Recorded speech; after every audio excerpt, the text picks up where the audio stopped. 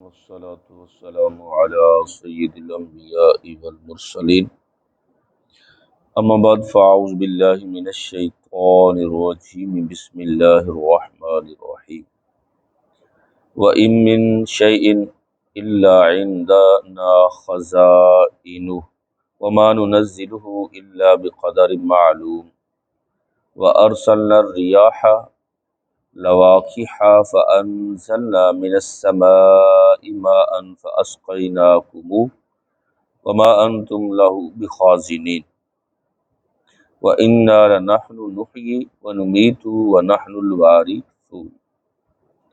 پارہ 14 ہے، سورۃ الحجر ہے، آیت نمبر 21، 22 اور 23 ہے۔ فرمایا وَإِن مِّن شَيْءٍ، اور کوئی شے بھی نہیں ہے، الا مگر یہ کہ عندنا ہمارے پاس خزائنہ اس کے خزانے ہیں، یعنی ہر چیز کے خزانے ہمارے ہی پاس ہیں۔ وما ننزلہ، اور ہم اسے نہیں اتارتے، الا مگر یہ کہ بقدر معلوم، ایک معینہ مقدار کے مطابق۔ وارسلنا، اور ہم ہی بھیجتے ہیں، الریاح ہواؤں کو، لواقح جو اٹھائے پھرتی ہیں بادلوں کو، فانزلنا تو پس ہم ہی نازل کرتے ہیں، من السماء آسمان سے، ماء پانی، تو فاسقیناکم تو پس ہم ہی اس پانی کے ذریعے تمہیں سیراب کرتے ہیں۔ وما انتم لہ بخازنین، اور تم اس کے خزانچی نہیں ہو۔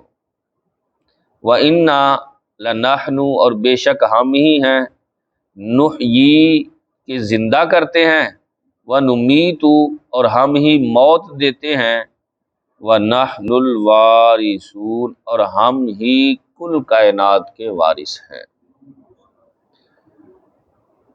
اس سے پچھلی آیات کے اندر بھی اللہ رب العزت نے اسی سے ملتا جلتا مفہوم بیان فرمایا تھا کہ ہم ہی تمہارے لیے اسباب زندگی مہیا فرمانے والے ہیں، اور جن کو تم رزق نہیں دیتے ہم ان کو جو ہے وہ رزق دیتے ہیں۔ اس آیت کے اندر بیان فرمایا کہ بے شک ہر چیز کا خزانہ اللہ تعالیٰ ہی کے دست قدرت میں ہے، اور فرمایا ہم ہی اس خزانے کو جو ہے وہ معینہ مقدار میں اتارتے ہیں۔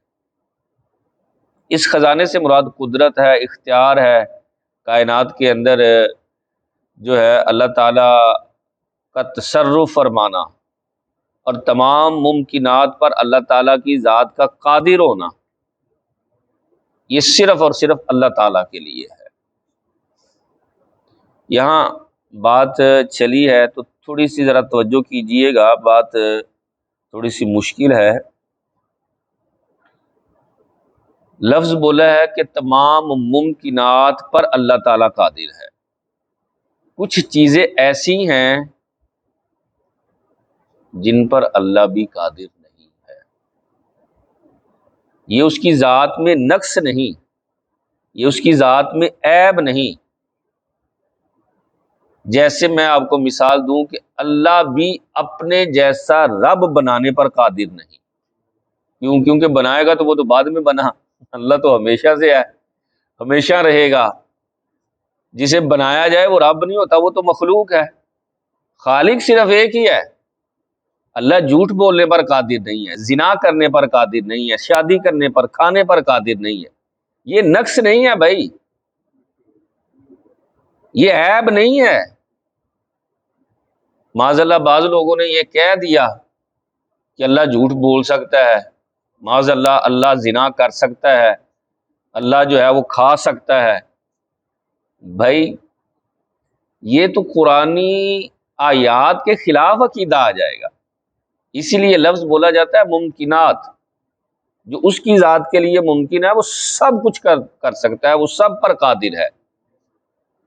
وہ چاہے تو آگ کے اندر ٹھنڈک پیدا کر دے اور برف کے اندر گرمی پیدا کر دے، وہ قادر مطلق ہے۔ وہ چاہے تو سورج کو پہلے مشرق سے نکلتا ہے، مغرب سے نکال دے، شمال اور جنوب سے نکال دے، وہ قادر مطلق ہے، ممکنات پر قادر ہے، اور جو اس کی ذات کے منافی ہے ان پر قادر نہیں ہے۔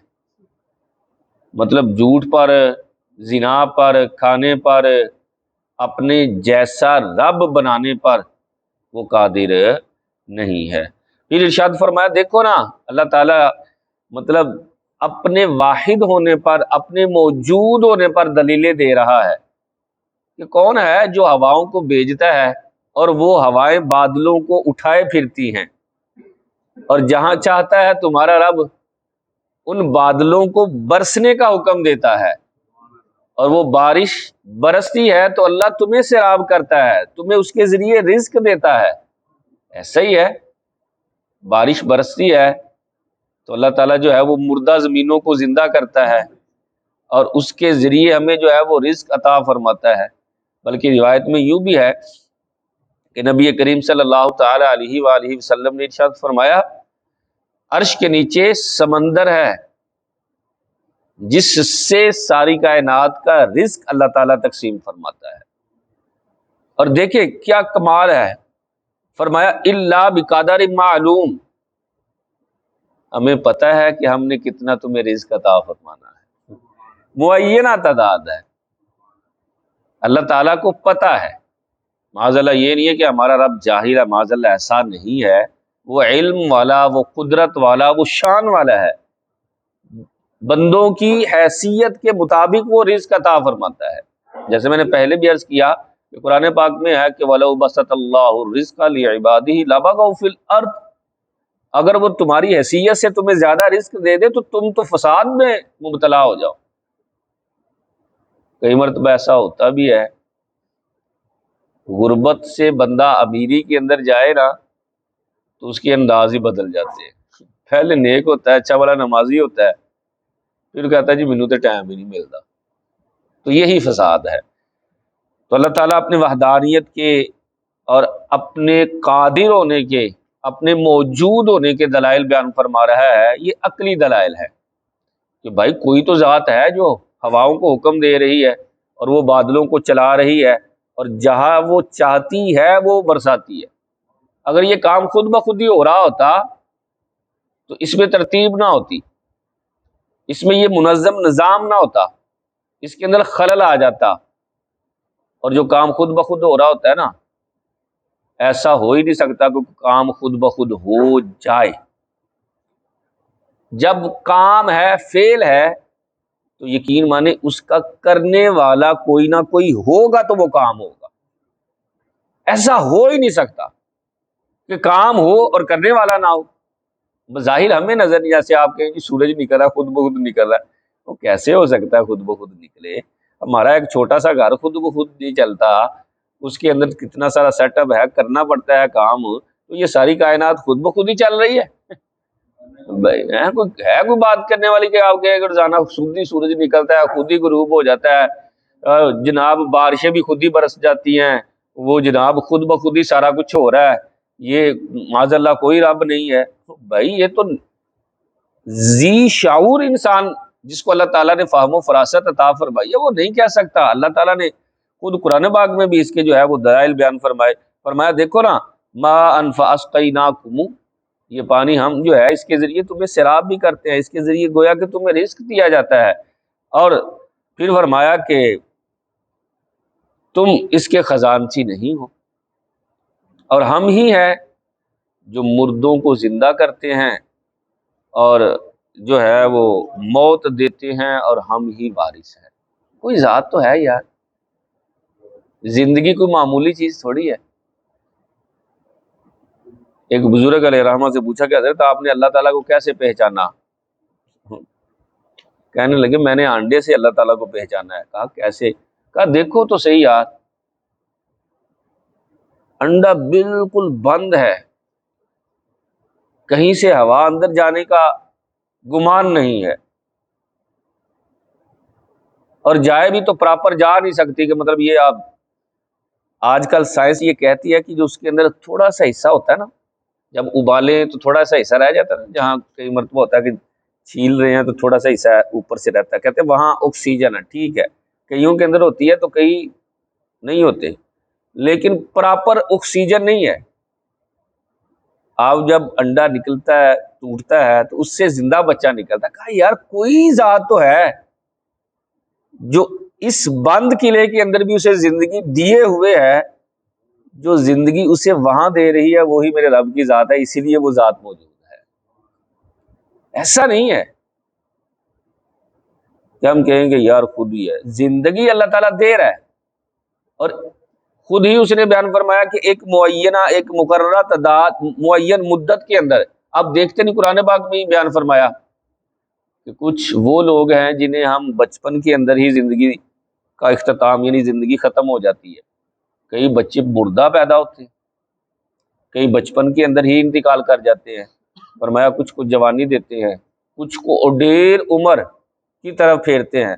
فرمایا توجہ کرو، 21ویں سپارے کے اندر جا کر فرمایا توجہ کرو، پہلے تم کمزور تھے، پھر طاقتور جوانی دی، بڑھاپے کے اندر دوبارہ کمزوری دی۔ یہ تمہاری کیفیتیں بدلنے والا کون ہے؟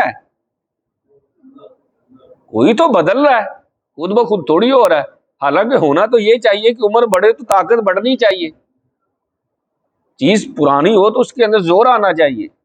لیکن آپ دیکھتے ہیں بڑھاپے کے اندر جا کر دوبارہ گویا کہ وہ بچپن کی طرح، وَمَن نُعَمِّرْهُ نُنَكِّسْهُ فِي الْخَلْقِ، جسے ہم زیادتی عمر سے نوازتے ہیں پھر اسے جو ہے ابتدائے خلق کی طرف پھیر دیتے ہیں۔ جیسا بچہ بچپن میں کمزور ہوتا ہے نا، اسی طرح بوڑھا آدمی بھی اب کیا ہو جاتا ہے، پھر بڑھاپے میں جا کر اسی طرح کمزوری کی طرف، اس کی ذہنی صلاحیت، اس کی طاقت، حالانکہ ہونا تو یہ چاہیے کہ یہ آگے اس کی طاقت میں اضافہ ہو، لیکن کوئی ذات تو ہے جو طاقت کے بعد کمزوری اور کمزوری کے بعد طاقت دے رہی ہے۔ تو فرمایا وہ تمہارا رب ہے۔ اللہ تعالیٰ کی ذات قادر مطلق ہے۔ یہاں اللہ تعالیٰ نے جو ہے اپنے موجود ہونے کے اور قادر مطلق ہونے کے جو ہے وہ گویا کہ دلائل بیان فرمائے۔ آخری جو لفظ فرمایا وہ نحن الوارثون، فرمایا ہم ہی وارث ہیں، حقیقی طور پر اس کائنات کا جو وارث ہے وہ اللہ ہے۔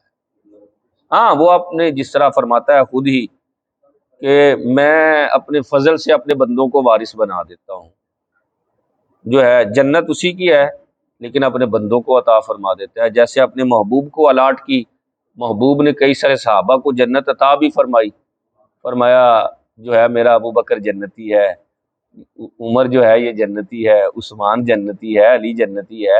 صحابہ عشرہ مبشرہ کے نام آپ نے سنے ہی ہیں، بلکہ جنت وہ مسجد نبوی کے اندر اور دیگر مساجد کے اندر بھی لکھے ہوتے ہیں۔ ہے اللہ تعالیٰ ہی وارث۔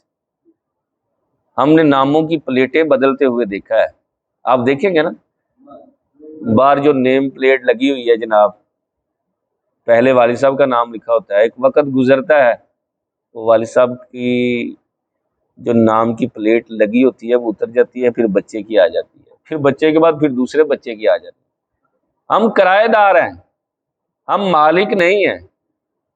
مالک حقیقی اللہ تعالیٰ کی ذات ہے، جس کی ملکیت ختم نہیں ہونی، جس کی ملکیت میں کوئی فرق نہیں ہے، ہمیشہ ہمیشہ ساری کائنات، وَلِلَّهِ مَا فِي السَّمَاوَاتِ وَمَا فِي الْأَرْضِ، جو کچھ بھی ہے سب اللہ کا ہے، سب اللہ کا ہے، اور ہماری یہ خوش قسمتی ہے کہ ہم اللہ کے ہیں۔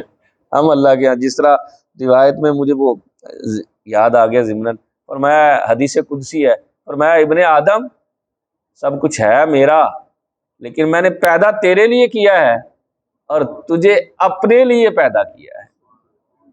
کتنی شان ہے ہماری کہ ہمیں اپنے لیے مطلب اپنی عبادت کے لیے پیدا کیا ہے۔ اللہ تعالیٰ ہم سب کو قرآن و سنت کا فہم عطا فرمائے۔